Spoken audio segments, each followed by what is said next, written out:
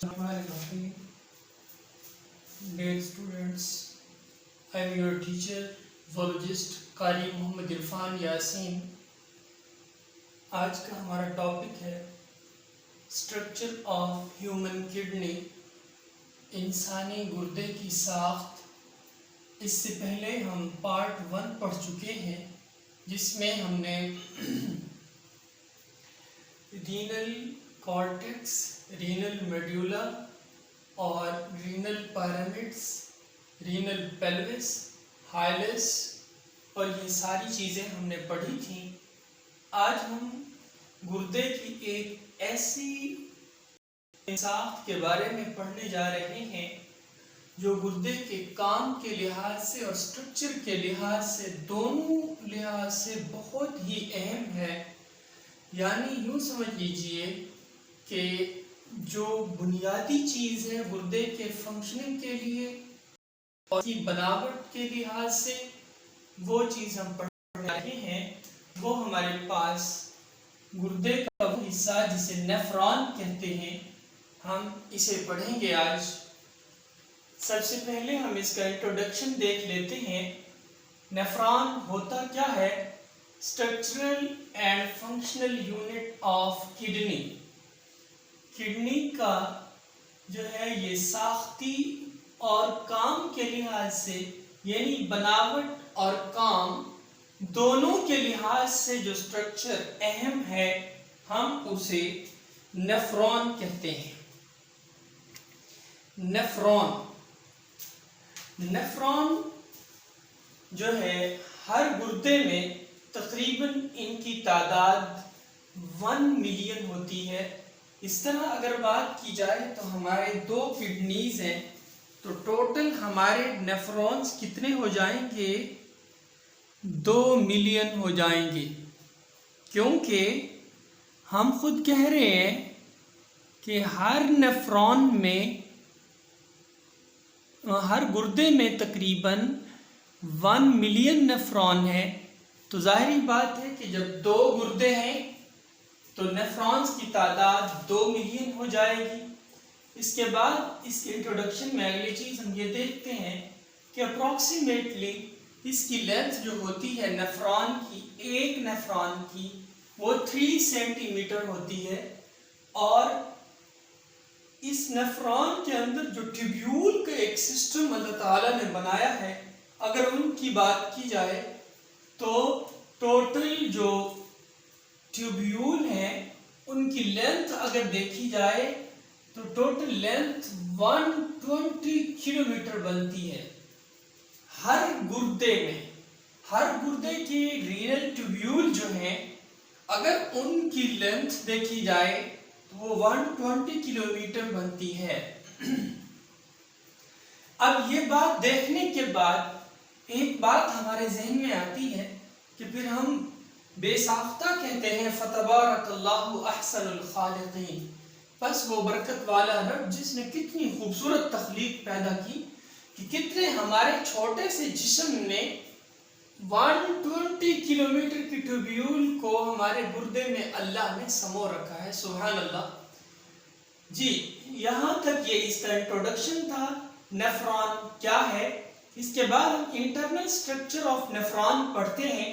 Nephron की अंदरूनी साख्त, इसके मेजर जो रीजन्स हैं इंटरनल, वो 2 हैं, रीनल कार्पसल और रीनल ट्यूब्यूल। कार्पसल के लफ्जी माना जो होते हैं पेचीदा के होते हैं, कम्प्लेक्स के होते हैं। रीनल कार्पसल मजीद 2 किस्म के स्ट्रक्चर्स पर मुश्तमिल होता है। इसमें से एक को हम बोलते हैं ग्लोमेरुलस और दूसरे को बोलते हैं रीनल या फिर बूमेन्स कैप्सूल। अब ग्लोमेरुलस क्या है देखते हैं। नेटवर्क ऑफ ब्लड कैपिलरीज, खून की नालियों का एक जाल है। ये मैंने डायग्राम बनाकर आपको वाज़ेह कर दिया है, इसको ग्लोमेरुलस कहते हैं। अगर हम यहाँ डायग्राम, जो मैंने मुकम्मल डायग्राम बनाई है, यहाँ मैंने एक एक हिस्सा बनाया है, यहाँ आपके सामने मैंने मुकम्मल डायग्राम बनाई है। ये देखिए ये आपको रेड कलर का जो पोर्शन नजर आ रहा है ये ग्लोमेरुलस है, ये नेटवर्क ऑफ ब्लड कैपिलरीज है। ये ब्लड कैपिलरी इसको एफिरेंट आर्टेरियोल बोल रहे हैं, इसको इफिरेंट आर्टेरियोल बोल रहे हैं। एफिरेंट का मतलब होता है टू, यानी ब्लड यहां से एंटर हो रहा है। अगर हम एफिरेंट की बात करें तो इसका मतलब होता है फ्रॉम, यानी इसका क्या मतलब हुआ, यहां से ब्लड निकलकर फिर डिस्टल कन्वोलेटेड ट्यूब्यूल वगैरह की तरफ जा रहा है। तो ये दो किस्म के खून की नालियां मैंने बनाई है आपके सामने। मैंने कल के अगले लेक्चर में इंशाअल्लाह ब्लड जो जिस तरह सप्लाई होता है नेफ्रॉन के अंदर और कैपिलरीज की जो तरतीब है वो कैसी है, इंशाअल्लाह वो अगले लेक्चर में हम समझेंगे कि ब्लड जब एंटर होता है ग्लोमेरुलस में तो एफिरेंट आर्टेरियोल्स के जरिए होता है, जब निकलता है तो इफिरेंट आर्टेरियोल्स के जरिए निकलता है। जी, ग्लोमेरुलस क्या है? नेटवर्क ऑफ ब्लड कैपिलरीज, खून की नालियों का एक जाल है। ये आपके सामने रेड कलर में मैंने बना दिया। इसके बाद हमने कहा रीनल या बुमेन्स कैप्सूल। इसका क्या मतलब है? कैप्सूल का मतलब लफ्जी माना देखा जाए जो किसी चीज को क्लोज करे, एनक्लोज करे, तो यहाँ कैप्सूल इसको किस लिए कह रहे हैं? ये वाला हिस्सा जो कप शेप पोर्शन है, यहाँ पर आपको इस शक्ल में मैंने बनाकर अलग करके दिखाया है। कप शेप स्ट्रक्चर जो क्या करता है, सराउंड्स ग्लोमेरुलस, जो इन खून की नालियों को अपने अंदर बंद कर लेता है, एनक्लोज कर लेता है, इसको हम क्या बोलते हैं? बुमेन्स कैप्सूल, या इसका दूसरा नाम होता है रीनल कैप्सूल। ये हमारा पहला रीजन रीनल कार्पसल कंप्लीट हुआ। रीनल कार्पसल में हमने दो चीजें पढ़ी, कौन कौन सी? एक ग्लोमेरुलस, ग्लोमेरुलस के बारे में हमने क्या कहा? Glomerulus network of blood capillaries है। और इसके बाद हमने क्या पढ़ा? रीनल या बुमेन्स कैप्सूल, ये कप शेप स्ट्रक्चर है जो ग्लोमेरुलस को अपने अंदर बंद करता है या सराउंड करता है, घेरता है, एनक्लोज करता है। इसको हम क्या बोलते हैं? बुमेन्स कैप्सूल। अब आइए बढ़ते हैं, नेफ्रॉन का दूसरा मेजर हिस्सा कौन सा है? Renal tubule. नाम से ही जाहिर है ट्यूब्यूल। रीनल की टर्म का मतलब गुर्दा है, और ट्यूब्यूल, गुर्दे के ट्यूब्यूल का जो सिस्टम है वो कैसा है? इसमें हमने तमाम ट्यूब्यूल्स का सिस्टम पढ़ना है, इस वजह से इसका नाम रखा गया रीनल ट्यूब्यूल। ये कब आता है? After renal corpuscle. जब रीनल कार्पसल खत्म होता है तो उसके बाद जो हिस्सा स्टार्ट होता है हमारे पास वो होता है रीनल ट्यूब्यूल। यहां तक ये बात याद रखें कि अगर इधर तक देखा जाए तो ये वाला पोर्शन ये हमने कंप्लीट किया अभी किस में? रीनल कार्पसल में। रीनल कार्पसल यहां तक कंप्लीट हो गया। फिर मैंने कहा इसके बाद आफ्टर रीनल कार्पसल जो पोर्शन है उसे हम क्या बोल रहे हैं? रीनल ट्यूब्यूल बोल रहे हैं। अब यहां से इसके बाद वाला हिस्सा ये सारा ये रीनल ट्यूब्यूल का सिस्टम है। रीनल ट्यूब्यूल का सिस्टम है ये।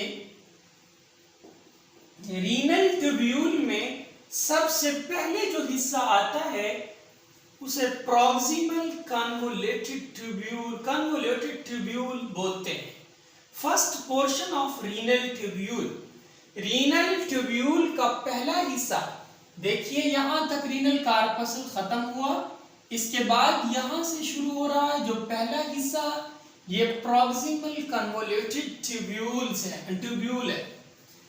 ये पहला हिस्सा है। यहां डायग्राम में मैंने अलग से भी बना दिया, वहां इकट्ठे भी बना हुआ है। वहां कंप्लीट डायग्राम है, यहाँ एक एक पोर्शन को अलग किया है मैंने। नेक्स्ट है जी loop of Henle. Renal tubule का जो अगला हिस्सा है वो है loop of Henley.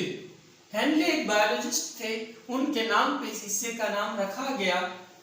U shaped portion है with ascending and descending loop. ये देखें, ये यू शेप स्ट्रक्चर मैंने बनाया। डिसेंडिंग, जब यहां से फिल्ट्रेट जो है ऊपर वाले हिस्से से रीनल कार्पसल से फिल्टर होकर नीचे आ रहा है, तब ये डिसेंडिंग लूप ऑफ हेनले कहलाएगा, ये वाली साइड। जब यहां से फिल्टर होने के बाद ये ऊपर जा रहा है, अब इसको एसेंडिंग लूप ऑफ हेनले बोलेंगे। समझ आ गई?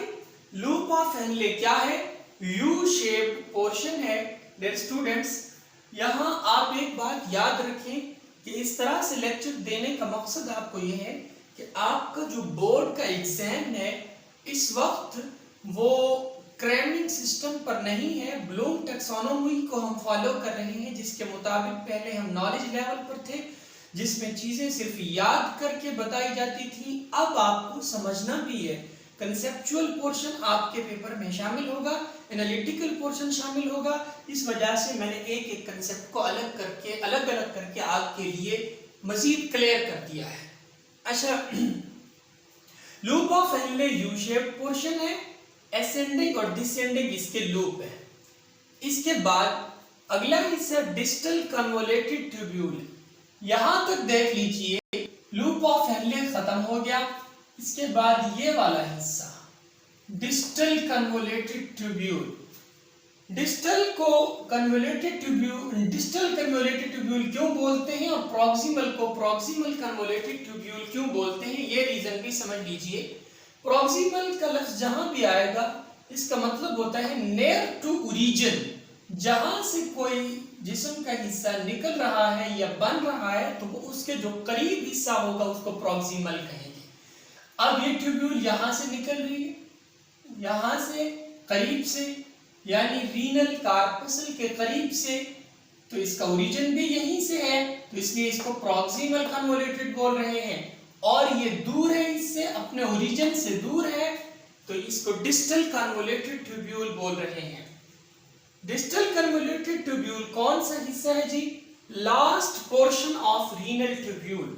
रीनल ट्यूब्यूल का आखिरी हिस्सा, इसके बाद फिर डक्ट सिस्टम स्टार्ट हो जाता है। यहां तक ट्यूब्यूल्स खत्म हो गई। ये डिस्टल कन्वोलेटेड ट्यूब्यूल यहां एंटर हो रही है। अब जिसमें ये एंटर हो रही है इसको हम बोल रहे हैं कलेक्टिंग डक्ट। डक्ट कहते हैं नाली को, कलेक्टिंग कहते हैं इकट्ठा करने वाली को।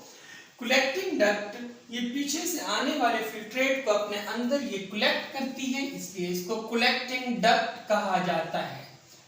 बहुत सारे जो डिस्टल कन्वोलेटेड ट्यूब्यूल्स नेफ्रॉन्स के हैं वो सारे के सारे आकर इस सिंगल कलेक्टिंग डक्ट में खुलते हैं। इसके बाद हम बात करते हैं पेपिलरी डक्ट की। पेपिलरी डक्ट्स क्या है? पेपिलरी डक्ट्स, कलेक्टिंग डक्ट्स जब इकट्ठी होती हैं तो वो ज्वाइन होती हैं, सेवरल ऑफ हंड्रेड्स बन जाती हैं, तो वो सारी की सारी जाकर गिरती हैं। पेपिलरी डक्ट्स वो बनाती हैं पेपिलरी डक्ट, और पेपिलरी डक्ट्स जो हैं वो फिर रीनल पेल्विस में जाकर गिरती हैं। फिर रीनल पेल्विस से यूरेटर का सिलसिला है, यूरेटर के बाद फिर यूरिनरी ब्लैडर है और फिर यूरीथ्रा है। ये हम पहले पढ़ चुके हैं। अब यहां तक आपको समझ आ गई। कलेक्टिंग डक्ट क्या है? जब डिस्टल कन्वोलेटेड ट्यूब्यूल बहुत सारे नेफ्रॉन के एक सिंगल डक्ट में खुलते हैं, उस सिंगल डक्ट को कलेक्टिंग डक्ट बोलते हैं। जब बहुत सारी कलेक्टिंग डक्ट्स ज्वाइन करती हैं, सेवरल बहुत सारी बनती हैं, तो इन बहुत सारी बनने वाली जो डक्ट्स हैं इनको पेपिलरी डक्ट्स बोलते हैं। ये पेपिलरी डक्ट्स हमेशा रीनल पेल्विस में जाकर गिरती हैं। फिर रीनल पेल्विस से आगे सिलसिला हमारे यूरेटर का, यूरेटर के बाद फिर यूरिनरी ब्लैडर से यूरिथ्रा और फिर आउटसाइड ऑफ द बॉडी हम यूरिन को एक्सक्रीट कर देते हैं। मैं एक दफा रिवाइज कर देता हूँ क्या पढ़ा हमने आज। आज हमने स्ट्रक्चर ऑफ ह्यूमन किडनी का दूसरा पोर्शन पढ़ा है, नेफ्रॉन का स्ट्रक्चर। नेफ्रॉन का स्ट्रक्चर पढ़ा है हमने।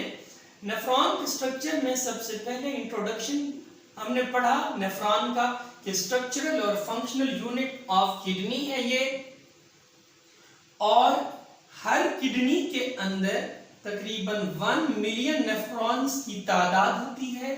और आप इस तरह देखें हमारे 2 किडनीज है तो टोटल तादाद कितनी हो जाएगी, 2 मिलियन हो जाएगी। फिर हमने ये कहा कि approximately 3 centimetre in length nephron होता है। फिर हमने ये कहा कि हर गुर्दे के अंदर जो ट्यूब्यूल की लंबाई है वो 120 किलोमीटर है। ये इसका इंट्रोडक्शन था मुख्तसर सा। इसके बाद हमने इंटरनल स्ट्रक्चर ऑफ नेफ्रॉन की बात की, अंदरूनी साख नेफ्रॉन की कैसी है। इसके 2 मेजर रीजन्स हैं। सबसे पहले रीनल कार्पसल। रीनल कार्पसल में हमने ग्लोमेरुलस पढ़ा, glomerulus network of blood capillaries है। फिर हमने रीनल या बुमेन्स कैप्सूल पढ़ा, ये कप शेप स्ट्रक्चर है जो ग्लोमेरुलस को अपने अंदर एनक्लोज करता है। इसके बाद हमने रीनल ट्यूब्यूल पढ़ा।